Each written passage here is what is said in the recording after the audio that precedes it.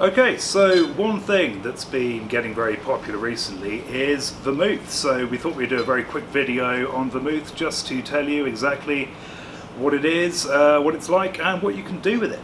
So what is vermouth? Essentially it's a wine with herbs in it. It's fortified wine to which various herbs and spices have been added to create unique flavour and aroma profiles. A little bit of sugar is usually added as well, just to provide a bit of sweetness and offset that extra alcohol and the bitterness from some of those herbs and spices. So where does vermouth come from? Very hard to say. The word vermouth itself is from the German word for wormwood, which is a herb, which is a common ingredient in most vermouths that you'll find. There are proprietary recipes for vermouth going back to 18th century Italy and even before. And there is some evidence that even suggests that in China, over 3,000 years ago, they were making something comparable to a vermouth, essentially a fortified wine with herbs and spices added for medicinal purposes. Spiced wines, flavoured wines have been consumed for thousands of years in the ancient Mediterranean. The Roman Empire, the ancient Greeks, they were very fond of their herbed wines as well, their flavoured wines. But anyway, that's enough about what vermouth is. Essentially wine with herbs and spices added and a bit of extra alcohol. So let's have a look at some classic styles of vermouth.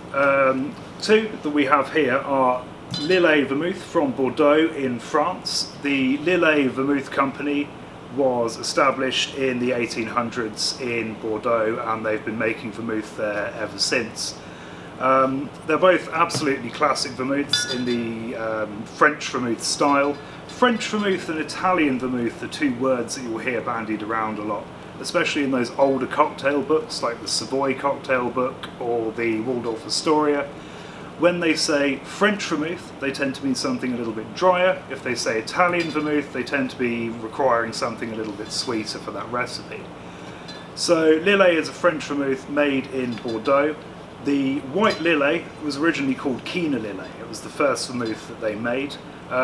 It's the vermouth that James Bond uses in his martinis. The red vermouth was added almost 90 years later, and they also produce a rosé vermouth which was released a few years ago. Moving on to Italian vermouth, we have the Vermouth di Torino from Cocchi. Cocchi are also a very old vermouth producer. They're based in Piemonte in northern Italy, and they were founded by a pastry chef called Giulio Cocchi. Their Vermouth di Torino is a classic Italian style. It's quite sweet. It's been flavoured with caramelised sugar, as well as some of those bittering herbs, including something quite unusual called Chinese rhubarb. Vermouth, however, isn't just made in France and Italy, it's made all over the world. You can get German vermouths, American vermouths, English and Australian. Here we have a really lovely Australian vermouth, Causes and Cures. The base wine is made from biodynamically grown Viognier grapes, to which they add their own proprietary blend of herbs and spices and fortify it with a little bit of alcohol and sweeten it with a little bit of extra sugar as well. Finally, we have Blackdown Silver Birch Vermouth from England. Blackdown Cellars are an English winemaker based in Sussex. And this is very, very unique because whereas all of these other vermouths are based on grape wines, Blackdown Silver Birch is actually based on silver birch wine. This is a wine that's been fermented from the sap of the silver birch tree, which is a very old English country wine. You find it a lot in North America as well. Quite an unusual thing.